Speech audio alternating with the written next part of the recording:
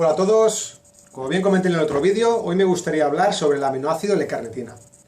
Porque ya desde hace bastantes años que se le está dando por todos lados, diciendo que no sirve para perder peso, que no es un quemador de grasas, que si es una pérdida de dinero comprar este suplemento.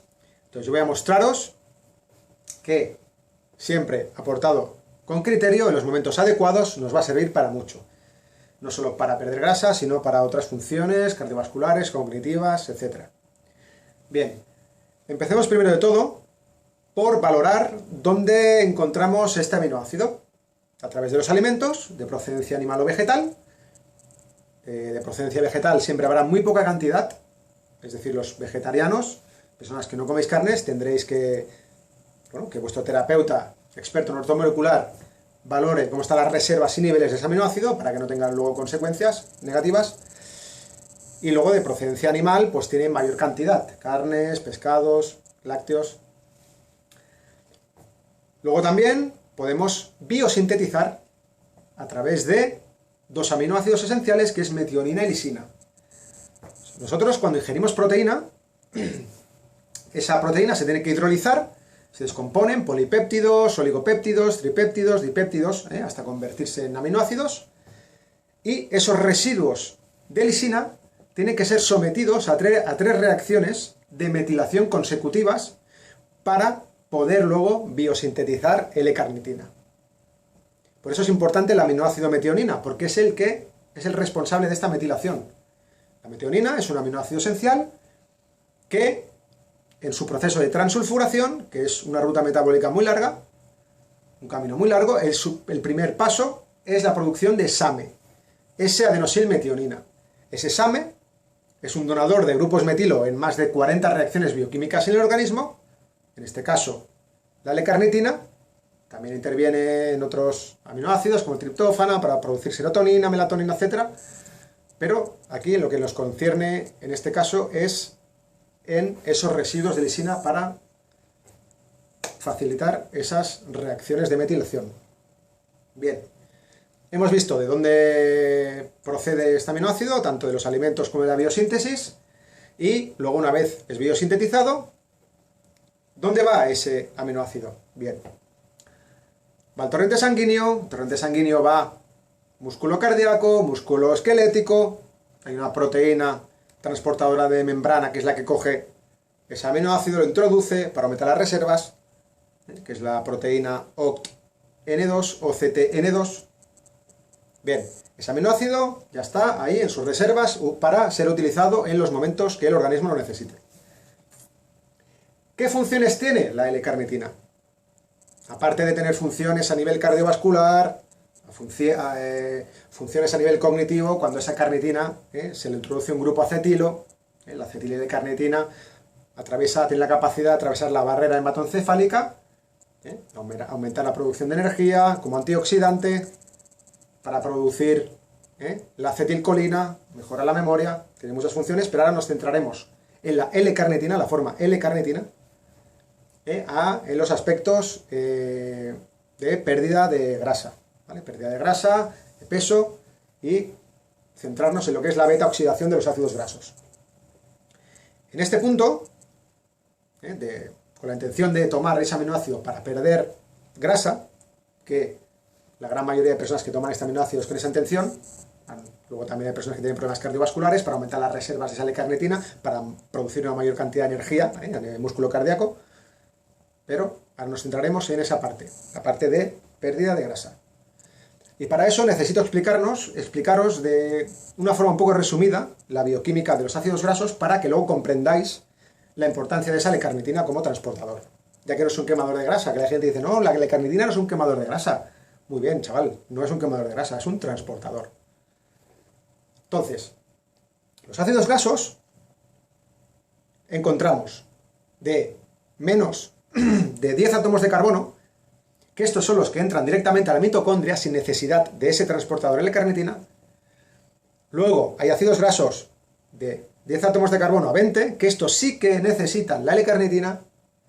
Y luego están los que tienen más de 20 átomos de carbono, que tienen que ir a los perixosomas, donde hay oxidasas y catalasas, y ahí se produce lo que es el acortamiento de ese ácido graso hay menos átomos de carbono, con lo cual luego se puede conjugar con la L-carnitina para ser introducidos dentro de la mitocondria y oxidarse y producir energía.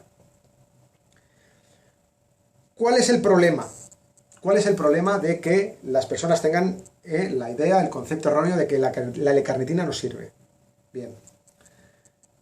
La L-carnitina es un transportador de esas grasas, pero hay momentos que esa enzima, que se llama CAT1, carnitina aciltransferasa, que es la que introduce esos ácidos grasos activados, que se llaman acilcoenzima A, dentro de la mitocondria, esa enzima la inhibe la malonilcoenzima A, que es un metabolito intermedio de la biosíntesis de ácidos grasos. Entonces, tenemos que entender que la biosíntesis de ácidos grasos, lo que es la lipogénesis, se produce cuando hay un exceso de hidratos de carbono. Hoy en día las personas se exceden en la cantidad de hidratos de carbono, no mantienen un estado de normoglucemia, hay hiperglucemia, y eso repercute en lo siguiente: ese exceso de glucosa en sangre va a las células recogen la glucosa que necesitan, cuando están llenas dicen, oye, aquí cerramos las puertas, ya no queremos más glucosa. Entonces, que vayan al glucógeno. El glucógeno también está lleno porque ha habido durante un periodo de tiempo un exceso de hidratos de carbono, que eso, el glucógeno está lleno, y entonces dice, no, aquí las puertas se cierran porque estamos completos al 100%. Ir hacia la biosíntesis de ácidos grasos, que es el tercer paso, el último paso. Entonces, eso, exceso de glucosa en sangre se transforma en grasas, que es lo que es la lipogénesis, biosíntesis de ácidos grasos, y es lo que aumenta, produce la malonilcoenzima A, que aquí sería el malo de la película. El malonilcoenzima A es el que inhibe a la CAT1, carnitina aciltransferasa, y luego esta carnitina aciltransferasa no puede, junto con la proteína transmembrana, que es la carnitina acilcarnitina translocasa, introducir esos ácidos grasos para ser oxidados y así poder eliminar más cantidad de grasa. Ese es el problema, que damos la L-carnitina en procesos de biosíntesis de ácidos grasos. Terapéutica a seguir. Reducir. Primero de todo, hacer una valoración del estilo de vida de la persona, cuáles son sus hábitos alimenticios, qué desayuna, qué almuerza, qué come, qué merienda, qué cena. Mantener al paciente o al deportista que quiera definir más un estado de normoglucemia, centrarnos en los alimentos de índice glucémico bajo, también en la carga glucémica, es muy importante. Yo tengo vegetarianos, tengo pacientes vegetarianos, macrobióticos, y dicen, ¿cómo puede ser si yo como alimentos integrales y tengo grasa? Claro, tú comes alimentos integrales con un índice glicémico bajo, pero tomas 300 gramos. Te hinchas a arroz, te hinchas a pasta, te hinchas a pan integral, luego la carga glucémica es elevada y la glucosa te sale por las orejas de lo elevada que está. Entonces la idea es valorar el índice glucémico y la carga glucémica. Y eso lo podemos mirar contando la cantidad de gramos de hidratos de carbono multiplicado por la cantidad, el índice glucémico del alimento dividido por 100. Y siempre, yo he hecho un estudio, más de 20 personas, que veo que la carga glucémica siempre es mayor. O sea, es decir, nuestras células necesitan menos glucosa de la que aportamos al torrente sanguíneo. Nos excedemos en la cantidad de hidratos de carbono. Y ahora solo nos repercute en acumular grasa, sino en la glicosilación de las proteínas, en hacer trabajar más ese páncreas, en tener problemas cardiovasculares. Es más, el exceso de glucosa en sangre es el problema de la gran mayoría de enfermedades y disfunciones. Entonces, reducir hidratos de carbono, aportar alimentos índice glucémico bajo, carga glucémica baja, aportar la L-carnitina, saber en qué momentos aportarla y qué cantidad. No es lo mismo en un vegetariano que en una persona que come carne. Un vegetariano siempre tendrá en el aporte de alimentos la cantidad en miligramos de ese alimento será menor, con lo cual las necesidades serán mayores. Nos sirve la idea general de decir, bueno, ¿cuánto será de L-carnitina? 2 gramos. Pues 2 gramos a todo el mundo. Eso es ser reduccionista.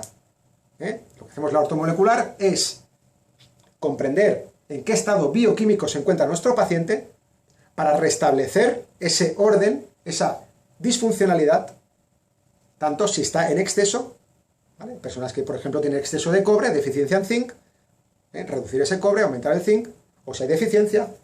Entonces, las cosas con conocimiento. Hoy en día está muy de moda, sí, los suplementos, cada vez hay más marcas, cada vez hay más terapeutas que son expertos en ortomolecular cuando han hecho un cursito de 3 meses. Entonces, tenemos que saber en manos de quién nos ponemos, porque los suplementos sí que va muy bien, pero siempre desde que nos aconseje una persona que tenga conocimiento, porque si no, nos puede repercutir en muchas cosas.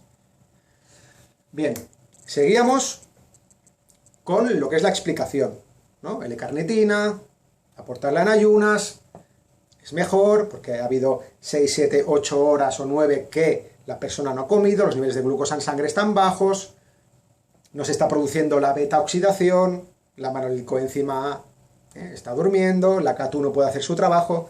Si no se puede en ayunas, pues en otra hora del día, aportar entre 1 y 2 gramos, y siempre valorando que esos hidratos de carbono no estén en ese proceso de biosíntesis y de inhibición, bloqueo de ese paso de transformación de ácidos grasos en energía. Eso es fundamental, eso es el pilar importante para que esa L-carnitina haga su función. Y eso os daréis cuenta cuando el paciente, cuando el deportista os diga, oye, yo me tomo la L-carnitina y sudo mucho más, tengo mucho más calor. ¿Por qué? Porque está haciendo su efecto. Porque se está oxidando ese ácido graso y está produciendo más del doble de calor que la oxidación, que, por ejemplo, la proteína y los hidratos de carbono tienen 4 kilocalorías. Y las grasas tienen 9 kilocalorías, con lo cual es de sentido común y de lógica que nos generará más del doble de calor la combustión de 1 gramo de grasa que de hidratos o de proteínas. Entonces ese es un punto importante a valorar, ese exceso de sudoración, ese exceso de calor que nota también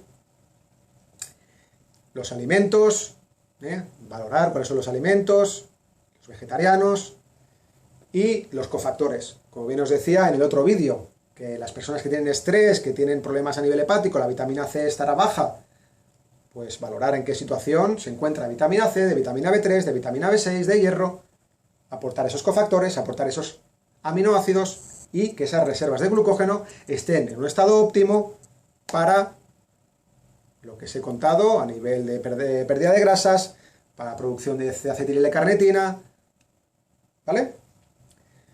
Próximo vídeo hablaré de la vitamina B12, de los problemas que hay hoy en día en la valoración de las analíticas, porque os voy a mostrar que hay falsos positivos que muestran que la persona tiene unos niveles óptimos de vitamina B12 cuando en realidad tiene deficiencia, y las consecuencias que tiene en el sistema nervioso y en muchos aspectos del organismo.